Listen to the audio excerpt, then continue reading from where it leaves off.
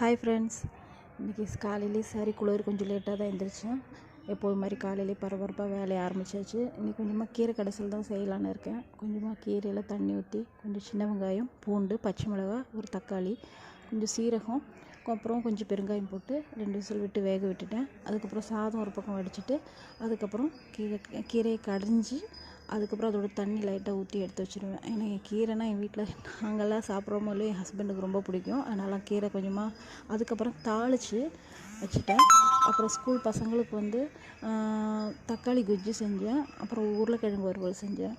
2ம் செஞ்சுட்டு அவங்களுக்கு தக்காளி குஜ்ஜியில் கொஞ்சம் எடுத்து வச்சு அவங்களுக்கு சாதத்தை அதில் கிளறி வச்சு உருளைக்கிழங்கு வறுத்து வச்சு அவங்க சாப்பிட்டுப்பாங்க. காலையில் கீரை உருளைக்கிழங்கு 2மே அட்ஜஸ்ட் பண்ணி சாப்பிட்ருவாங்க. அன்றைக்கி நான் டிஃபன் செய்யலை, சிம்பிளாக அதோடு முடிச்சிட்டேன்.